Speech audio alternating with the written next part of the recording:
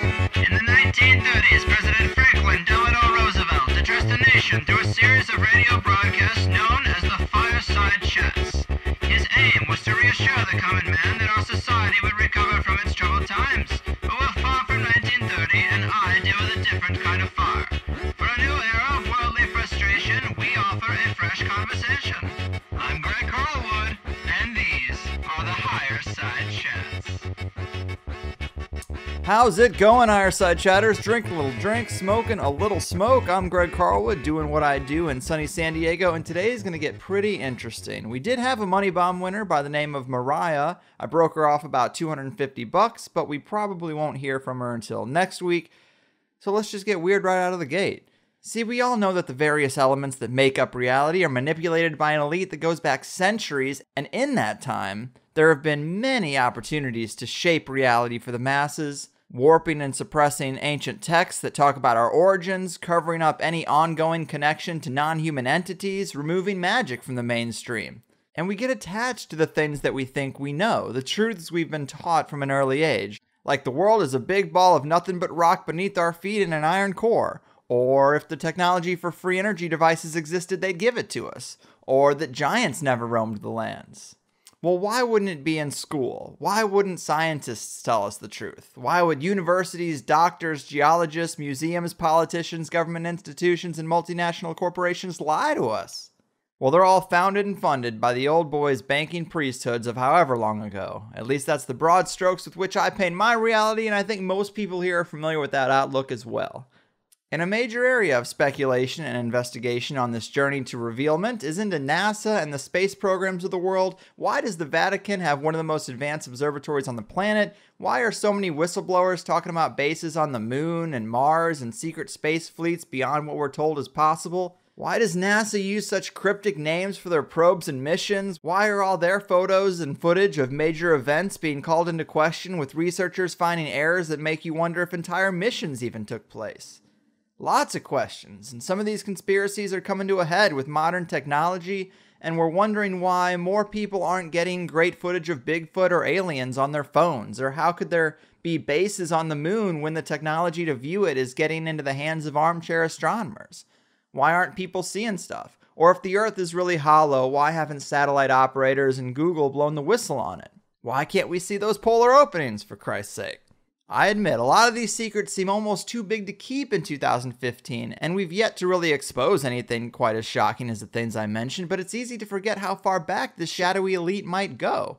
And it's easy to forget that these secret societies and bankster priesthoods have been molding, shaping, and forming the world around us back to Sumeria and beyond. I think it's easy to underestimate that type of advantage. Always being 50 steps ahead, knowing that any education, any technology, any scientific discovery is going to come from someone who has passed through the gatekeeper's guard to even have a telescope in the 17th century, to even have a PhD or credential of any kind. You have to go through their official channels, and your lens is thoroughly altered by their process. And a credential isn't as much a testament of your brilliant mind as much as it is your willingness to follow directions and take the textbook before you as the gospel truth, so help you God.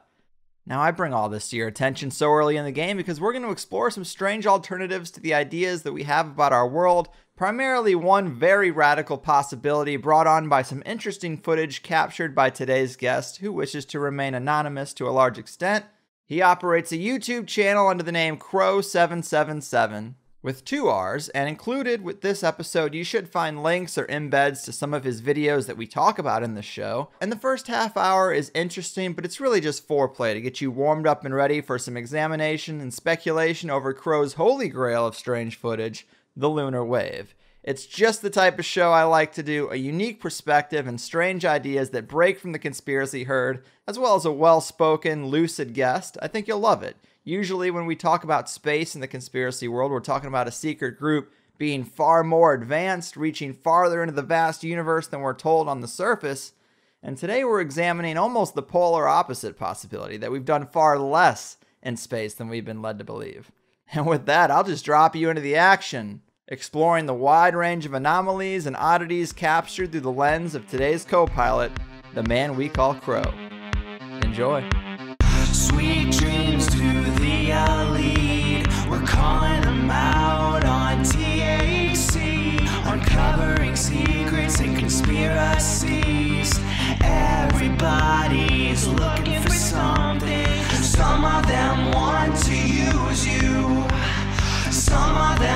want to get used by you. Some of them want to abuse you. Some of them want to be abused.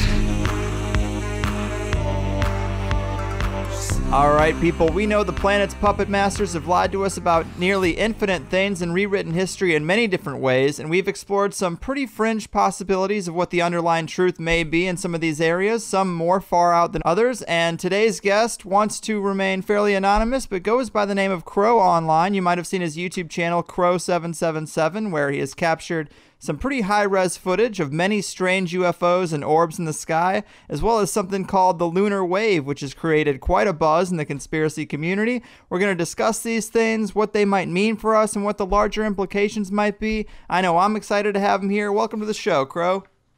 Thanks for having me. Yeah, man, this is awesome. Thanks for doing it. I know you like your privacy, but at the same time, you've got some really interesting ideas about the true nature of reality that I think are going to be really fun to explore. And to get this started, you've got some great footage. Can you tell us about your process and the equipment you use at all? Well, I started with a classic Meade telescope, which has an 8-inch aperture, and I had a Canon, which was 18 megapixels, a DSLR. That's how this all started, and as I got going, people took an interest in what I was shooting, and they kept urging me to do a crowdsourced funding to upgrade my equipment, which close to a year in I actually did, and it succeeded, and I upgraded to a much bigger scope, and I use a Celestron now, and I got a much better camera. The camera that I use now is a Nikon D800, but what's special about it, besides the fact that it has 36 megapixels, which is beneficial in the editing room, allows you to really zoom in on things, is the pixels do not dither together. So on these objects that can be really small, if we're shooting the moon or something, the imagery has gotten a lot better. And to top it off, I've also upgraded to have an H-alpha solar telescope, which I am just beginning to use now. So that's where I'm at. Right on, man. Good to know, because regardless of what you've captured, just the level of crisp detail in your videos is worth acknowledging, and it might be good info for anyone else wanting to become a sky watcher. So often people think they've captured amazing things, but the footage is so blurry or shaky, you can't even tell. And you've got that angle on lock, so I have to say kudos to you on that one at least, man. Well, in this game, the truth is that resolution is king. If you produce shaky video, out of focus video, video that's just not that great, you're not really adding much to the conversation, because at the end of the day, you'll never be able to determine what you're looking at. So from the get-go, my aim has been to produce the highest quality I can, and everything I've shot to date is HD, but there are levels of HD. I mean, you can always get better. Right, right. So to add a little bit more on the fire for people who might be skeptical about some of the things we're going to get into, do you have a background or any credentials that may lend credibility to your opinion or ability to interpret the footage you're getting? Can you go into that at all? Well, I suppose in terms of being a part of a UFO community or something like that, no, not really. I've been a one-man show. I was a radio operator in the Marine Corps, and I've been into astronomy. I got the first scope that I described to you, I got that in the mid-90s, right before the Hale-Bopp comet came around, and I've been doing it ever since. So I guess the only real credential that I can claim is experience, that I have literally many thousands of hours of viewing time. And since I've been filming, probably many more thousands of hours.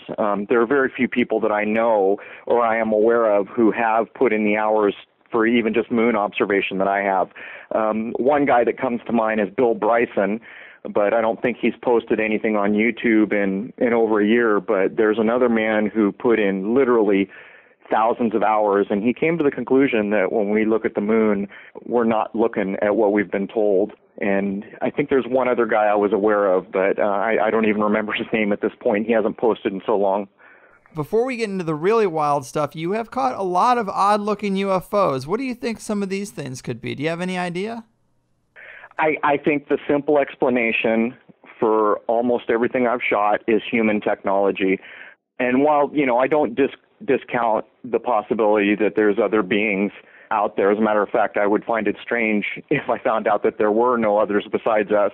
But having said that, to make the claim that you're looking at an alien craft, I mean, you need to have evidence to do that. And I have shot some strange things that leave a lot of questions up in the air. But at the end of the day, I opt to start at human technology and then work from there. Right on. So can you tell the people maybe about some of the things you've captured that are kind of shocking or might be beyond what we're told our level of technology should be? Because there's some pretty far out stuff. Yeah, I mean, I have a number of clips that kind of fit that description, but I think it's one of my more popular clips. It's titled The Shooting Orb.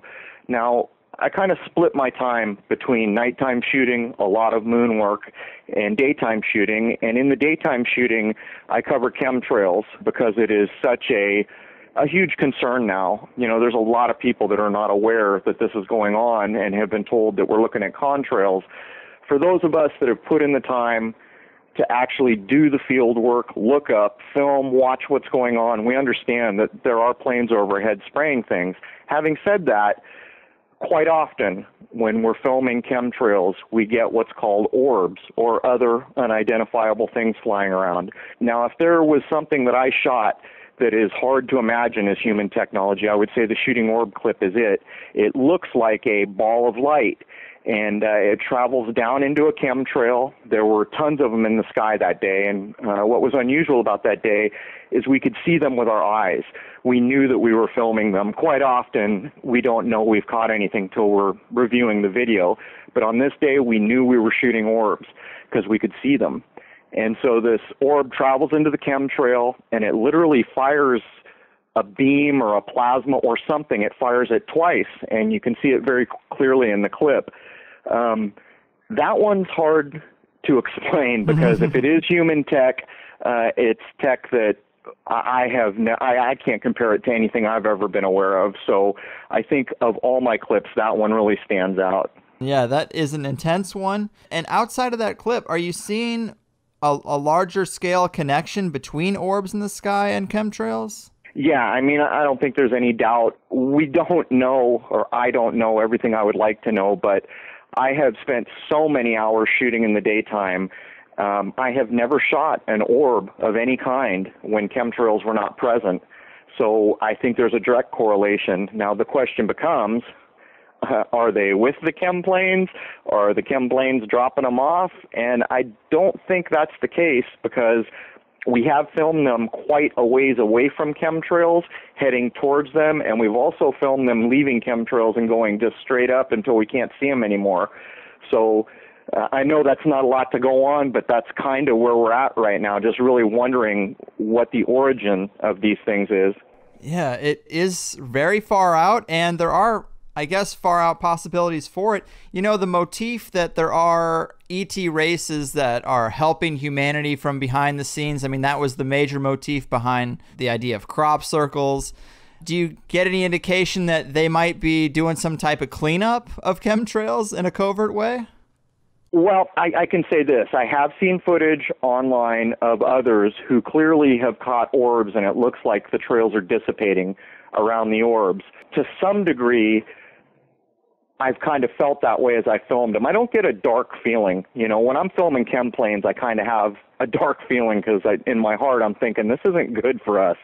But when I see the orbs, I don't get a negative perception of them per se, and they absolutely are attracted in the chemtrails. And if I had to guess, I would guess, and this is a flat-out guess, that they are not with the chem planes. But again, that's just the best guess I can give. Right. It's all speculation at this point. But since the biggest factor in the chemtrail debate is identifying the difference between chemtrails and contrails, can you give us any clarity there that might help people who are kind of on the fence with that one? Well, to be honest, the whole contrail argument really isn't very valuable. It's a disinformation thing. I mean, you're talking about ice crystals. A lot of times you'll see the plane's trail change or shut off. I've got footage on my YouTube channel of the trail just stopping and then starting again. Seems unlikely that a contrail would do that. A lot of times, I'm in Southern California like you know, we're looking at 10 to 15% humidity. And although I understand humidity levels can be different at different altitudes, I've lived here my whole life, and this is basically a chaparral desert. And when the humidity is really low, you don't see clouds, and yet we see these trails. And the real problem comes in is that we see them spraying in a couple ways. The really persistent trails that you see, they stay around for hours, and then they kind of spread out and turn the sky milky. But we see a lot of really high altitude spraying, and using flight radar, we know that these planes are over 40,000 feet. So, I mean, what is that? That's like maybe 7.5 miles or something like that. Mm-hmm. And they're spraying a non-persistent chemtrail, but it's like this powdery junk that falls down and mixes. And again, it has the same effect. The whole sky either becomes shiny or a milky white. The main thing that I can say about contrails is I live in a flight path, and you're in San Diego too, so you understand how many planes are coming in and out of here. Absolutely. Well, I'm positioned so that all inbound traffic is south of me and all outbound traffic is north of me. And then there's a big circle all the way around me when they're in a flight pattern to land. And we have never, ever seen these commercial planes leave a trail of any kind, contrail or otherwise. And there's also the argument, a lot of people have come and post on my site snippets from different websites claiming that modern jet engines don't leave contrails. I don't know if that's true, but we don't see contrails on commercial airliners. I know that for a fact. Mm-hmm. Well, let me ask you, as somebody who has been keeping an eye on the sky for so long, have you seen chemtrails increase over the years, just in general? Yeah, I mean, even today, I'm sitting outside right now, and there's a powdery look, and we saw them flying over 40,000 feet. Matter of fact, I wanted to start filming, but I had to come jump on a phone to do this with you. And it's the powdery, non-persistent stuff. And right now, there's one going over the sun right now. There's a chem plane spraying over the sun at this very minute, and you will look up in the sky right now, and the sun is completely blotted out, but the rest of the sky is reasonably blue. Yeah, there's an increase. It's almost nonstop at this point. In one of your videos, I did think it was interesting, as for the argument about commercial airliners not doing this. One of the planes in one of your videos looks completely unmarked, which I thought was really odd. It just looks like a white plane. We get that a lot. There's a few different types of planes that do this, and to be honest with you, we have filmed Virgin planes, which I know do commercial jobs as well, but we have seen Virgin planes leaving trails and a lot of really high ones that seem to have no numbers, no nothing, and then occasionally they look plain, but there might be a single stripe, occasionally a red or a blue stripe. Some of them look like big tanker type military planes as well that again have no, indicative markings that you can see. Part of the problem with that is we don't always have the best angle to see them because we're way down here. And even though I'm using a telephoto with a doubler on it, you're looking at something that's at times beyond 7 miles away from me. I mean, if you think about a plane, it's 60,000 feet. I'm doing the math in my head. What is that? Something like 9 miles or something like that? I mean, that's a hell of a distance to shoot. Yeah. And also, we notice that the color of these planes doesn't help. Sometimes, you see all these postings on YouTube where people say, oh, it's a holographic plane or there is no plane. Well, I've used a telescope and I've used a telephoto to film these guys, and what I can tell you is when they're high enough, just the paint job on them makes them darn near invisible. Mm-hmm. And you have captured what looks to be some type of cloaked plane before too, right? Yeah, that was a little while ago, and it was unfortunate because I was using I didn't have time to set up my tripod because it was happening so quickly. I was trying to get a chem plane. And so when you're using a telephoto with a doubler, if you're not on a tripod, every jiggle translates into the video. But what happened was I filmed the chemtrail, and then when I got in the editing room, I saw something cross the chemtrail at a lower altitude. And it almost looks like it's got one of these adaptive paint jobs or something. It was much lower than the chem plane, and I couldn't see it with my eye, and then in the editing room I could barely see it. And I did title that clip Cloaked Plane, though I would imagine it's probably some kind of adaptive paint job or some, something about the skin of the plane that just makes it near impossible to see. Yeah, that one's pretty far out. I haven't seen much like that. And there was also some type of, I think you called it a chem tracking device that you caught here in San Diego. Can you tell us about that? Yeah, so that day, it was before I had upgraded my equipment, and we had the 8-inch out, and we were determined to film the chem planes with an 8-inch telescope, which is a very difficult thing to do because telescopes are not made to track a moving object. But my wife, who does this with me, has very good eyes, and she spotted what we thought was an orb. And so I was scrambling to get the telescope on it, and by pure luck, I managed to.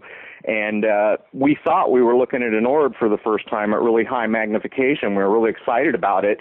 Perfectly round, no tether, kind of a glowing look to it. But what happened is as we filmed it, it blew up in midair. And then all this debris came out of it, and this kind of red ember-looking glowing thing fell. And we tracked it as far as we could till the roof blocked it. But when I reviewed the footage, I realized that it was akin to a weather balloon. But the strange thing is, we were out there when there were 2 chem planes that had flown at a very low altitude.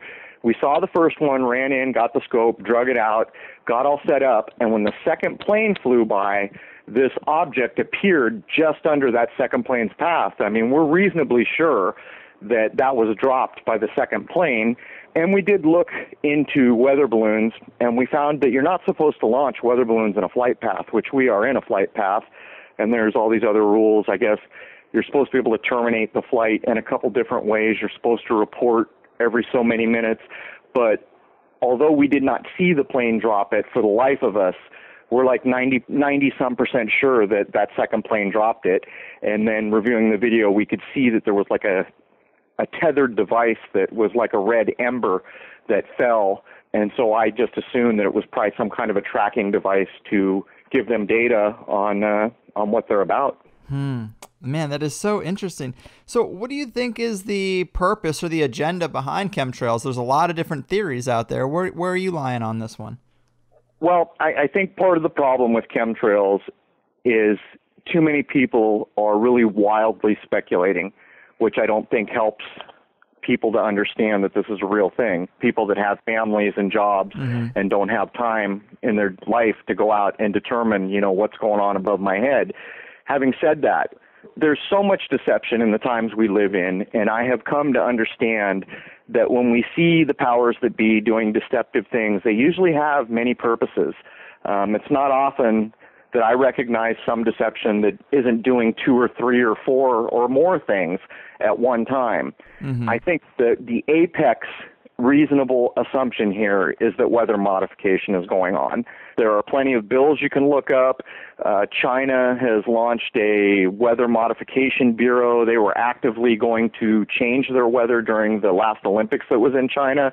These are all documented things you can look up. But beyond that, lab reports from around the world. And this is where the conversation gets dicey because people like to come in and say, well, those are unprofessional lab reports, and they make many arguments. But at the end of the day, we're seeing 3 common heavy metals in most of the reporting that's been done by private individuals. And even like Tahoe, I had read an article about, I don't know whether it was aluminum or barium, I forget what it was, but one of these chemtrail-related metals, the level of that going up in Lake Tahoe. So when I'm standing out here now looking at the sun blotted out, I can also begin to imagine that blocking sunlight has an effect beyond weather. What that is, I'm not really willing to speculate because I would prefer that people understand something is going on than to provide a wild-ass guess and, have them shut their ears to the matter and not understand.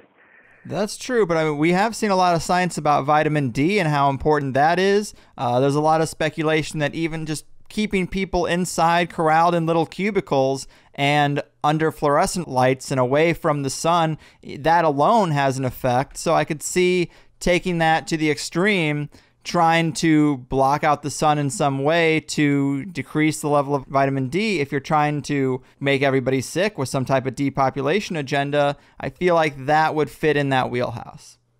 I think you can't really deny that. We know for a fact that the chemtrails are blocking huge amounts of sunlight that would have otherwise come down to us. There's really no arguing that. The point is proving intent. That's a whole other thing, and that's what makes all this so difficult. But I kind of feel like we are coming to a point where the whole global warming argument that was started so many years ago, this is all going to tie together, and I think that it's going to be opening up more, where they're going to come at it like we didn't have a choice. The planet was going to catch on fire or, melt or whatever their argument for the day is. I think that's going to be one of the big excuses that's used. Now, some of my friends that I'm close with that do a lot of research have claimed they've read documents that state from the powers that be, once they started doing this, under no circumstances could they stop. And the problem with that was there wasn't a lot more information to go with it. But, if we consider that this has been going on since probably at least 96, and now, at least where I live, there's really not a week you can't go out and see it going on every day. Yeah, something's afoot, and if the lab reports are even close to correct, that's not good for us. Having huge amounts of sunlight reflected off us, that's not good for us. So yeah, it's easy to say correctly this is not good for us. It's very difficult to talk about intent and why it's being done. It is. And there is a lot of speculation out there that chemtrails might have some type of connection with like the HAARP array. Have you seen any indicator that would be true outside of just speculation? Well, I can, and actually I do have a background in radio. One of the things we did in radio was bounce radio waves off the ionosphere, and we would bounce them off the ocean. Say we were, in Japan or Florida or something, and we wanted to bounce a signal to a new continent. That's kind of how you would go at it, depending on the type of radio you're using. But what we see here firsthand, and I believe I've got footage of this up somewhere, is you'll begin to see a frequency pattern in the cloud cover that the chemtrails have made. It looks kind of like beach sand. And the problem with that is people will say, oh, well, the wind does that. Well, the real problem with it is for those of us that pay attention and film and observe, it happens in very confined areas, and you'll see these frequency patterns. So I don't doubt for a second that these false feelings of clouds that are being put in could be used to bounce radio waves around. Wow, that's scary, but it's interesting that you actually have a background that has done things like bouncing radio waves off the ionosphere. So is there any other element to the whole HAARP conspiracy that you could possibly shed some light on because of your background? Well, the real problem with trying to do any research on HAARP is that it is such an upfront topic that you get a ton of absolute crazy and a ton of absolute denial. So to find any middle ground there becomes very difficult. But I mean, again, these are things that you can look up where weather modification as a means of warfare, I think that started up openly where you could see documents. I think it's the 80s, don't quote me, but there are documents that you can find about governments, intending to modify weather for warfare, and that has been associated with HAARP installations and other installations like it in other countries. So I don't think that's far-fetched to consider that these things have gone on. Man. And we also know, really low frequency, I guess they call it ELF, extremely low frequency radio waves has some really dire effects on human beings depending on how they're used and the amount of exposure, you get. Yeah, that doesn't sound great either. I wanted to ask you about one particular UFO video you have that is really interesting, but it kind of looks like a gliding bird in front of the moon. I think you call it the Boomerang UFO. What makes you think that wasn't a gliding bird? Is it because of the distance from the camera? Well, yeah, it's definitely. So I have a Schmidt Cassegrain style scope. My old scope was that style and this one. So most people don't understand, because they've never used one, how the focus works. I can, as an example, I can set up my scope at night, point it at the moon, and put my head, a foot away from the aperture in front of the scope, and you don't see a head. You see the light dim. That's what you see. So when birds go by, they have to be Well, I've got pictures. Here's a good example. I've got images of planes that I shot just by chance as I was filming the moon. Some of them are in perfect focus, and some of them are not quite in focus, and yet they're 2-3 miles away from me. So to gain focus on something with this style telescope, they have to be quite a ways away, and I've posted many pictures of birds so people can see what that looks like. For the most part, they go through frame very quickly, and they're see-through because they're not in focus. This object is absolutely in a weightless environment, or flying as if it was weightless. I guess that's a better way to say it. And it was absolutely at distance because it's as in focus as the moon behind it is. But what's crazy about that object is this is kind of the genesis story of how Crow started. It was the supermoon of 2012, and I had family over. We were going to watch the moon just optically through the scope. My nephew at one point said, "Hey, there's triangles tumbling in front of the moon." So, of course, we all took our turn, and each one of us saw these objects, tons of them.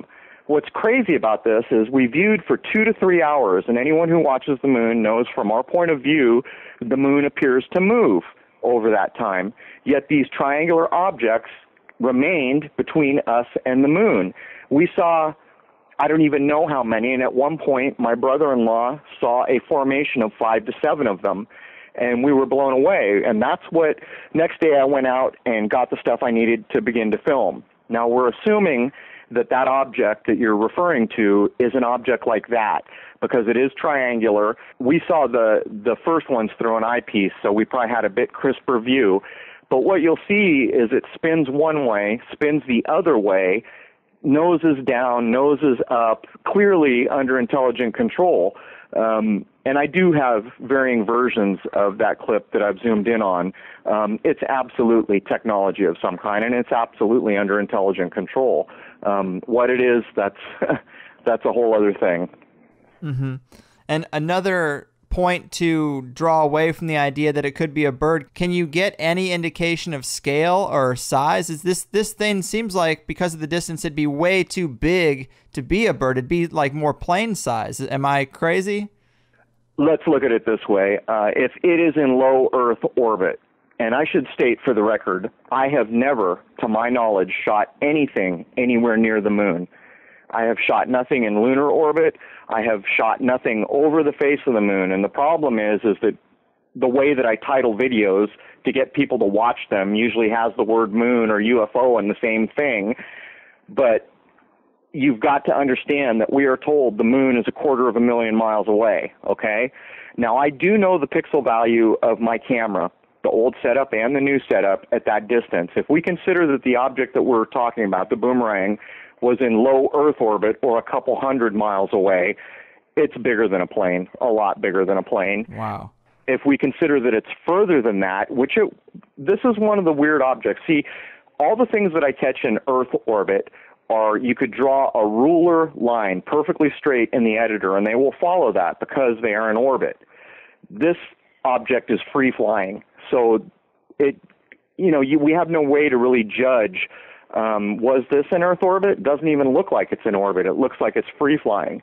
The Huffington Post covered one of my clips a while back, and I had to do a rebuttal to show that what they had said about the clip was just in error. And I did this by talking with an optics expert at the scope shop to determine the actual distance of a pixel at my camera at 11,000 miles, which is halfway to geosynchronous.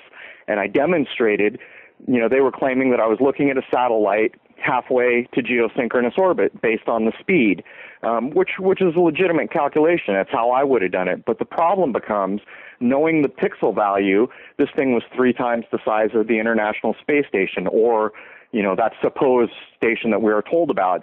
And I don't buy for a second that I'm filming something that's 3 times that big. I mean, how do they get it up there, for one? Dang. That's an intense one, and it looks very clear and very interesting. That's one of my favorites that I'd seen. So I want to get into the major thing that you've captured. This is the thing that people are calling, or that you call, the Lunar Wave. It's created quite a buzz. people are very interested in it, but also people are very polarized in their opinion of it, it seems to be. But explain to the people what you captured. How do you introduce people to the lunar wave? Very carefully. Right. Not an easy thing, because it is so far outside of any reference point the average human has to associate. And so let me tell you what happened the night I filmed it, and let me tell you what I did in the following weeks, and it will help you to understand that not only was I exactly where, people view a video once and they draw a conclusion. That's what YouTube is about. Very few people take the time to go back and study over and over a clip. But it was back in 2012. It was on the 26th of September, just a few days past the fall equinox. And I should preface that every wave that I have filmed has either been right after an equinox or right before the spring equinox. So I filmed the first one in 2012. I didn't see anything again until the spring equinox of 2014, and I was filming right along the whole time. So I'm filming that night. By chance, when I film, I keep my camera centered on the moon, because it takes endless hours. You're out there, you get bored. You just want to increase your odds. So I don't move the camera much. For some reason, I panned the camera down below the moon, and the wave started. Now, I didn't see that, but when I panned up above the wave caught up to the camera, which has always proved that it's a filmed event. But at the time, I saw it, and my immediate reaction was, my camera's failing. So I reached over to delete the clip, but for some reason I didn't, which is also odd. So now I've panned my camera in a strange way that I've never really done since or before, and I reached over to delete a clip, which when I do it, and for some reason I didn't. Had I done that, it would have been unretrievable. So I filmed on that night, and that clip gnawed on me in the back of my mind. I kept going back, looking at it, thinking, okay, camera failure. Well, I've got a degree in internet technology, and what was gnawing on me in the back of my mind is digital equipment doesn't fail in an organic way. It just doesn't. You see pixelation, signal shredding, all these kinds of things associated with losing a digital signal. So I think a month or more went by, and finally one day I went in, looked at it, and I just said, the hell with it. I deleted the clip. That night, as I laid down for bed, I had the epiphany, and I ran out to the computer, booted it up, restored the clip out of my trash can, and it scared me, because I realized all at once what the camera pan meant. The camera pan had proved that it was a filmed event, and it was very fortunate, because had that not been part of the clip, there would have been no way to address any of the other 9 that have been filmed to date that we know of now, because so many people will just say it's atmosphere, it's camera, it's, they'll say what they want. But that fortunate camera pan gave me a benchmark to consider. So that's how I first dealt with the wave, thinking that it was equipment failure. So then after that, of course, comes endless hours of reviewing, examining, studying, measuring, talking to other people, letting very smart people see the clip. And, not before long, I've talked to a guy who designs CCD chips who's saying, yeah, that's a filmed event. Along the course, it's like the third video or so I posted on my channel, and I realized there was something special about it by the reaction I got, because I got contacted by first one of the observatories in one of the stands, Kyrgyzstan, or I forget which country, but they read me the riot act on how irresponsible and unscientific I was for saying the things I had said. And this didn't stop. This kept going on. So I realized there's got to be, there's something going on with this clip. Right. Yeah. Well, further down the line, a video engineer views it, and he says, you can use luma, gamma, and noise to try to prove that the wave doesn't cross the video frame, which I do. And sure enough, you can see the wave is not going beyond the edge of the moon. So I tried to encode that clip. It takes hours and hours and hours, and by the time YouTube's done with it, it just looks like noise with a bright spot in the middle. So what I did is I ended up masking out the moon, adding noise and making it black and white, and putting up a lesser version of that would encode, which is on my channel now. 2 of the clips were shot early enough in the night that there's enough ambient light that you can show the wave is not crossing the video frame but staying at the edge of the moon. But in the 2012 footage, maybe a year in, when I got better video tools to edit with, and I had stepped up my game there, I started to run some filters, and we realized it looked like there was some kind of like a little invisible, almost like a cloaked ship or something, skirting across right before the wave starts. So we started running fine edge filters and things like this, and it became instantly visible that there's an energy pulse that hits the lower left limb of the moon right before the wave starts, and then a lateral energy pulse sweeps from left to right as the wave is beginning, and then 4 seconds later, a shadow goes across the upper left limb of the moon, which I had assumed was a bird, and, you know, by this time I'm thinking, well, maybe this isn't a coincidence. As it turns out, in I think 2 other filmings of the wave, we have seen this shadow that looks enough like a bird that it's hard to make a claim beyond, but it seems to be more than coincidence. So, you know, anyone who looks at maybe the latest clip on this, where I've got all 9 posted, there's 4 other people that have shot this now to date. 2 of them were not even aware that it was in their footage. Users on my channel who had been following me spotted it and brought it to light. It's the real deal. There's something going on, and we have not been told about it. And this clip seems to hit a nerve out there in the world. So that's what I can tell you. Yeah, man, it is definitely fascinating. And for people who haven't seen it, just to clarify a little bit, we're talking about, you know, you're filming the moon, you know, you got the big full moon, and then we have this solid, straight across, transparent wave that just kind of sweeps across the entire footprint or the entire surface of the moon, like, you know, a guy washing a window, like this sweep straight across. Is that kind of how you describe it to people who might not have seen the clip? Well, there's a couple things. First of all, you can see the bow in the 2012 footage, which is miles ahead of all other footage that's been captured. It's just by chance the best footage. In that footage, you can see as it crosses the equator of the moon, there's a bow. You know, you can see that it's going around something round, but the waves always come in pairs, and they don't always come from the same direction.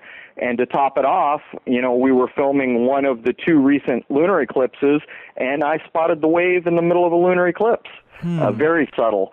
The other thing to note is when I first filmed it in 2012, every subsequent capture has been a faster wave, a clearer, a harder to detect wave, and many have argued that someone out there knows you filmed it and they're trying to make it harder to see. It almost looks like a organic, old-fashioned video signal reset. It almost looks like if you would film like off an old tube TV, the effect you would get, but the problem is it's just on the moon. Right. And, you know, the energy pulse really brings that home. You can just see the curvature of the lines when the filters are applied. You know, there's no doubt in my mind what I think I'm looking at. Yeah, I've tried to describe it to my girlfriend who hasn't seen it because I was explaining the show I'm going to do today, and I explained it by saying, like, the old VHS tapes, when you would hit the tracking on them, those tracking buttons, and you'd get that one line that goes across the whole screen. It's like that, but it only covers the moon. And yeah, the videos that I've seen, it is at night, so it's kind of hard maybe to see against a black background, but like you said, you have some that have some ambient light. But I still think, even with the black background, it's easy to see that there's no disturbance in the space around the moon. It's just this one thing that sweeps across and the entire surface of the moon, and it's not existent anywhere else in the frame. Very compelling, very mysterious. What do you think that means? What do you think you're capturing there? Well, I would also add one more thing about the appearance. Sure. For those who haven't seen it, is we get that glass of water effect where as the wave is traveling, it very slightly displaces the lunar features as it goes by, almost like you're looking through a glass of water and you just move that glass of water a little bit. So that's part of it. What I think we're looking at is artificial. Now, the second I say that, the argument for me becomes very hard, because now they're going to say the moon's been there forever, thousands of years, hundreds of thousands of years, whatever. We didn't have holograms back in the day. Well, be that as it may, I have spent endless hours with my wife observing the moon every month since 2012. And we can tell when we first set up that we're looking at something that is not the same as it is on a say a different night. The problem with that is to see it live unencoded on an HD monitor with an eyepiece is not the same as looking at video. When you look at video, then, you know, you've got lighting, contrast, color, all these things come into play, which are going to obscure the point that I'm trying to make here. So I really haven't tried to, but I can tell you this.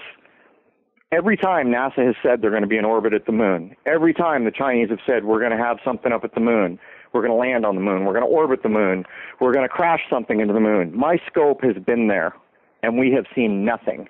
And to top it off, I'm getting ready to do some experiments, and one of them is going to show that if I take my scope and shoot a mountain that's 5-10 miles away, there's atmospheric disturbance in between me and that mountain. It's not crystal clear, and the further away it gets, the more that is. That's never the case with the moon. Every time you look at the moon, if it's not overcast, it's crystal clear. But this wave is artificial. There is no doubt in my mind it's artificial.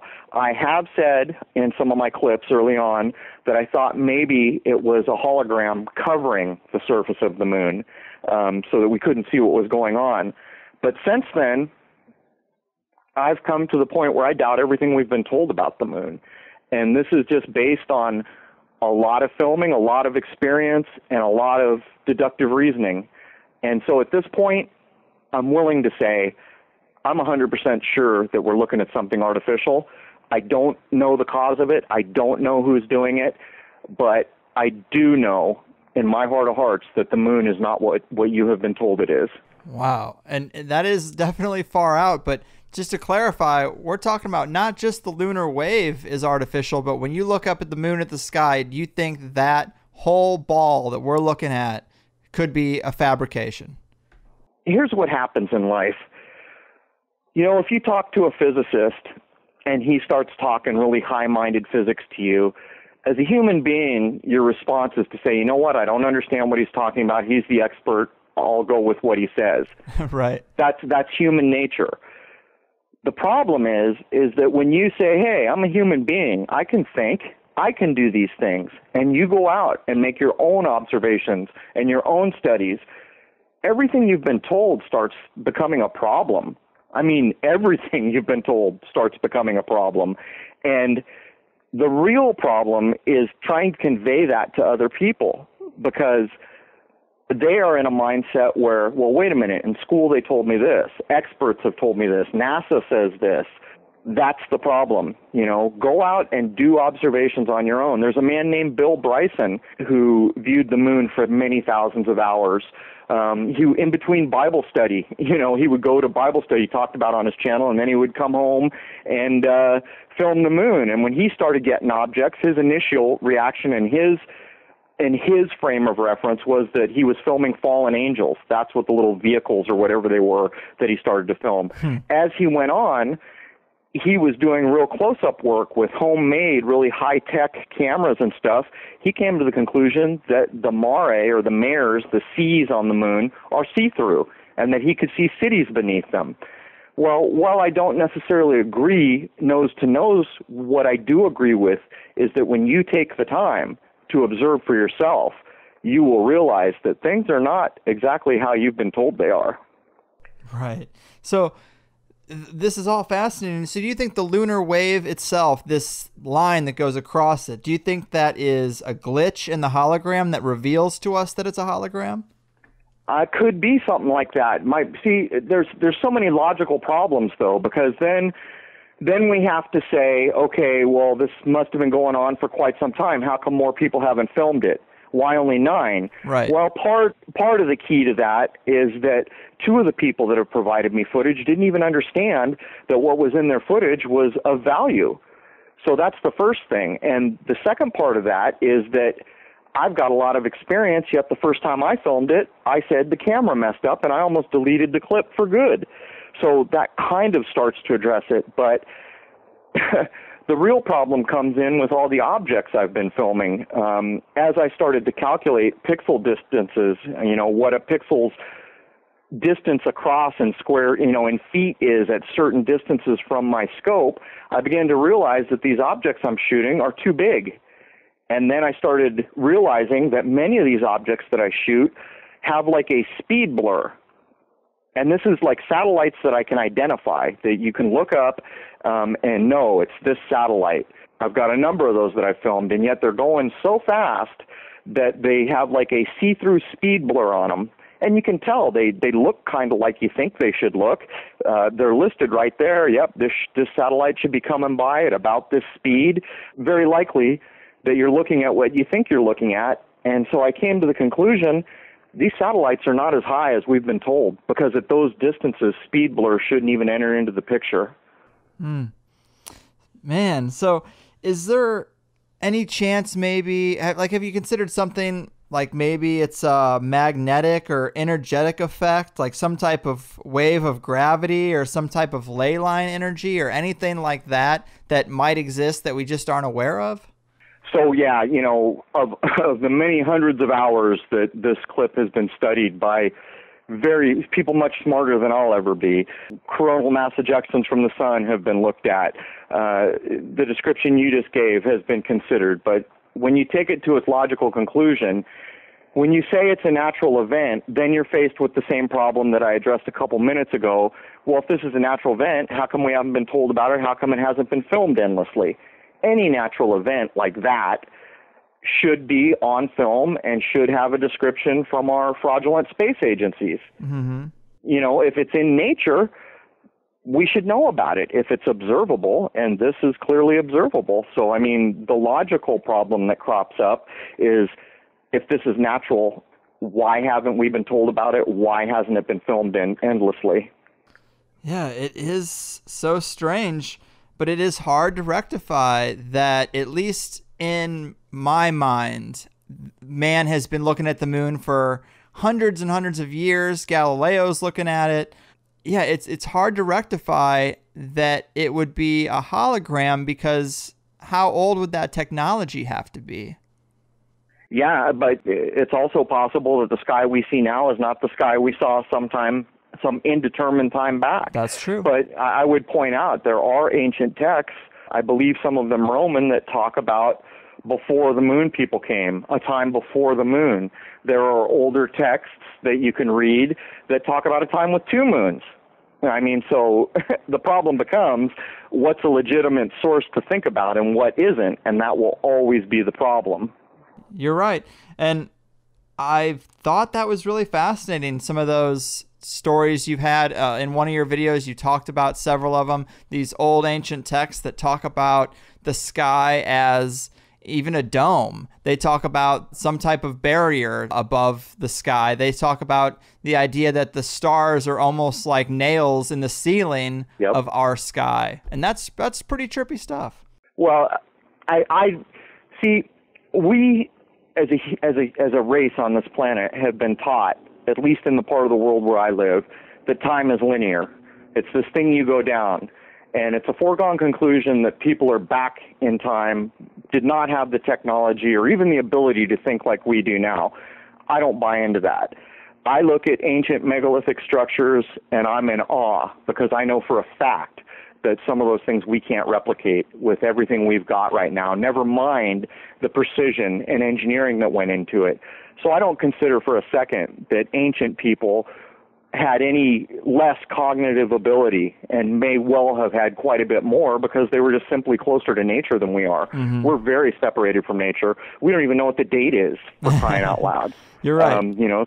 Somebody decided to zero that out for us a couple thousand years ago for Lord knows what reason.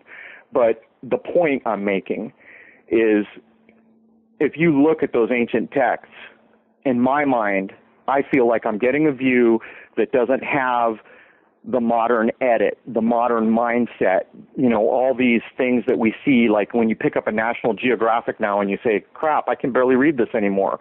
I read it in the 80s and now it seems like it's a kid's book. Just the modern kind of twist that is put on all the writings and things that we see these days. When I look at those old things, I feel like I get a glimpse that I wouldn't otherwise have.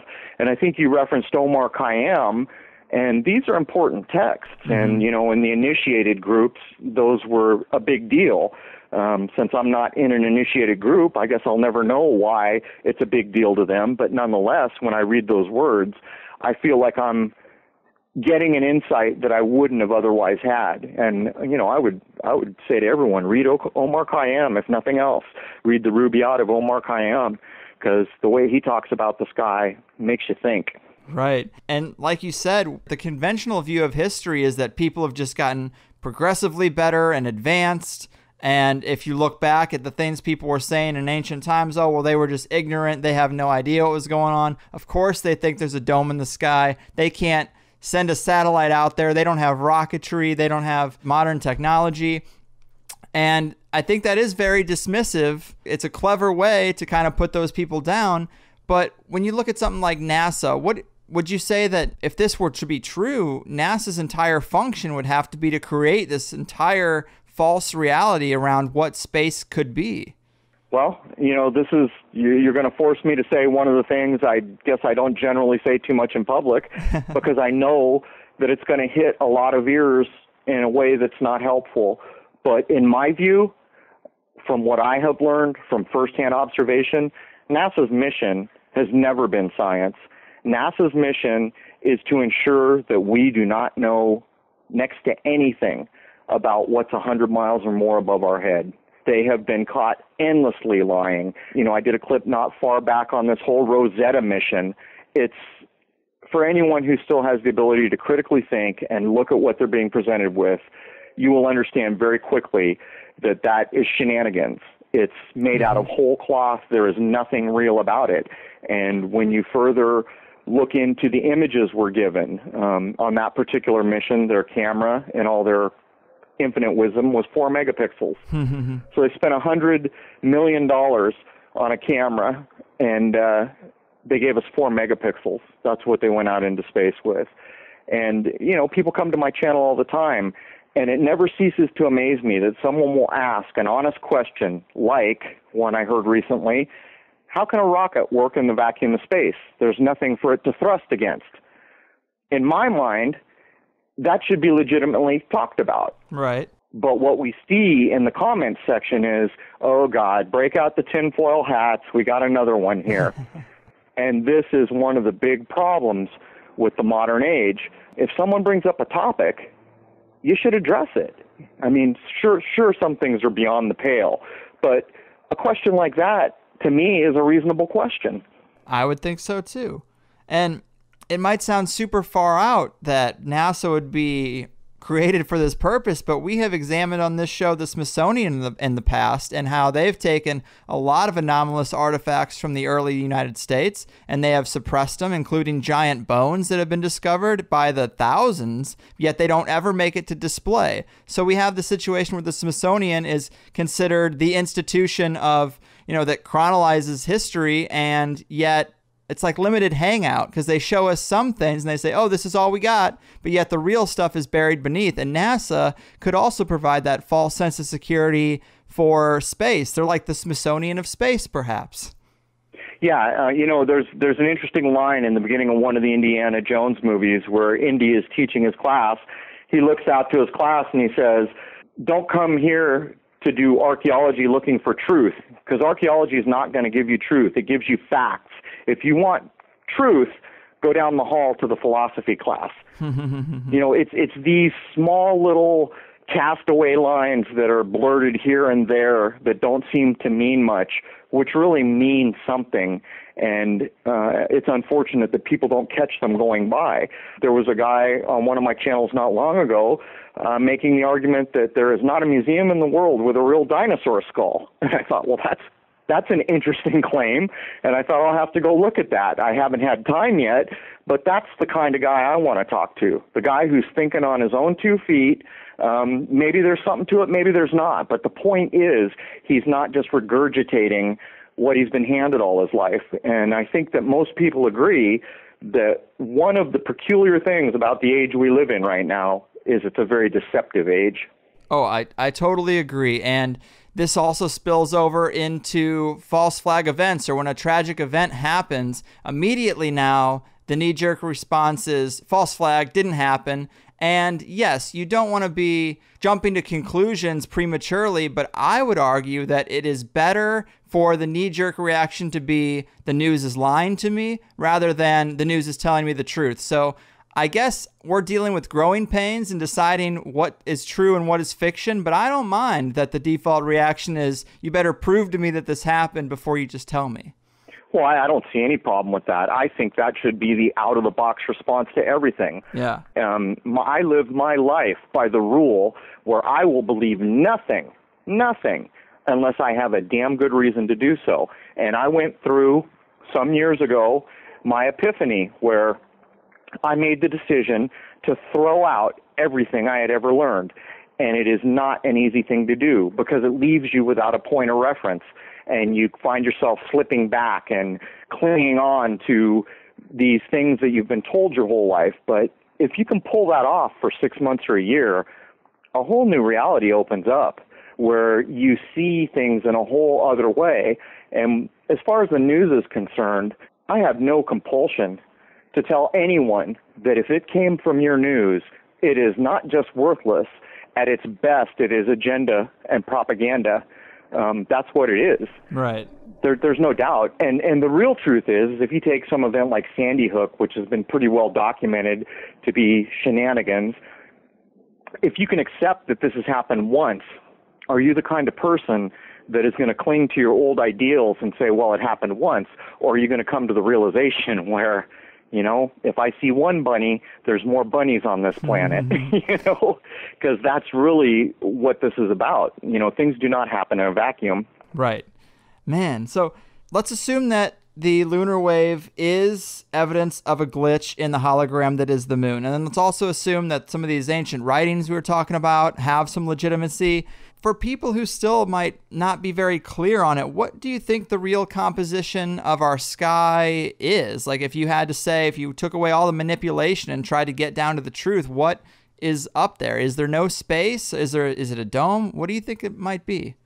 The honest answer is I don't know. I am arriving at the conclusion that we do not leave low Earth orbit.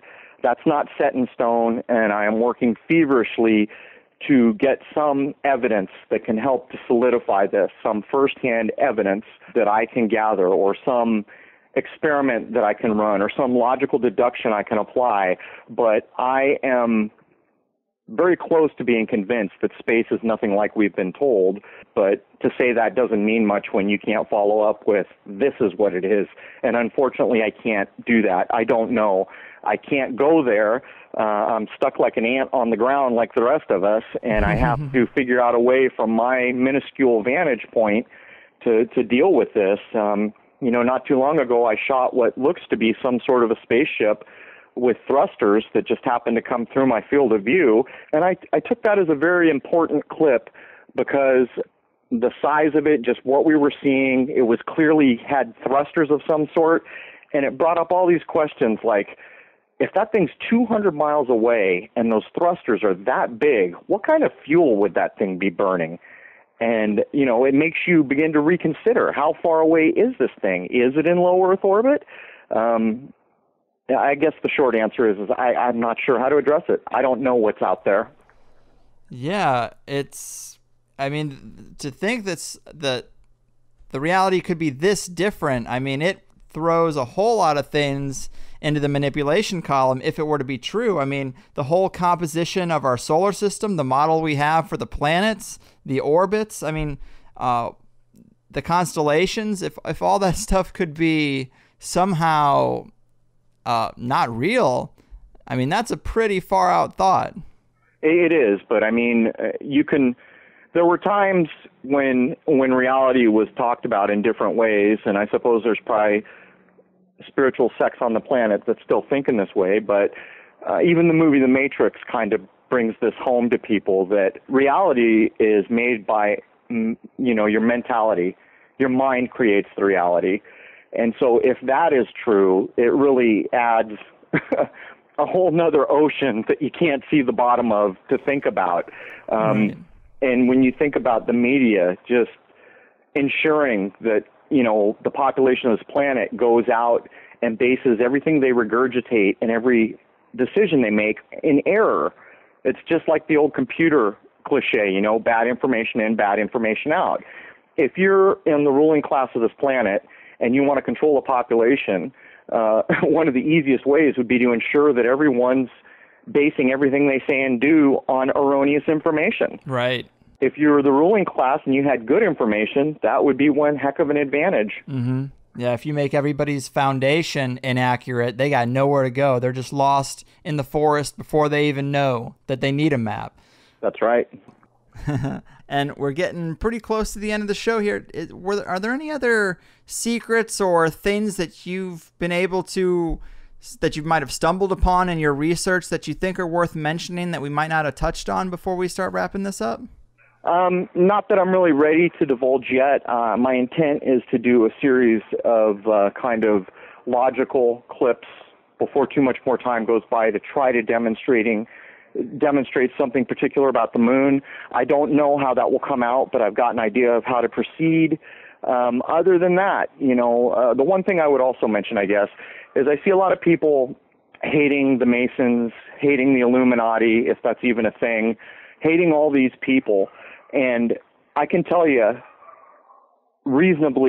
I'm reasonably sure that they are all encoding and using the same information from a very distant ancient source, and a lot of it has to do with the sun. I do not believe the information is evil. I believe the information is like anything else on this planet. You can use it for bad or use it for good. Mm-hmm. I consider what I'm trying to discover, including things about the sun, as my birthright. And I consider that the people who misuse it are simply taking valuable information and using it in a negative way. So that's what I would add. Well said. And I agree with you. We talk to people who have studied that stuff, and they kind of talk about sacred geometry and the enlightening nature of it. And right. I totally agree. It can be used for either or, just like a hammer. I could bash your head in or build you a house. It's really up to me. That's right. Well, this has been fascinating, man. Definitely a far out idea. We explored some unique concepts and some big secrets to keep, but that lunar wave footage definitely makes you think twice. Would you like to remind the people where they can check out your work before we go? You can catch me on YouTube as Crrow777. There are 2 R's in the word Crow, so it's CRROW777, and that's primarily my main source of online communication. I have a Facebook account, but I don't use it because I don't appreciate Facebook. Right on. Well, very cool. I do appreciate your time. This has been very awesome and a lot of fun. Take care of yourself out there, Crow. Hey, thanks for having me, and have a great day.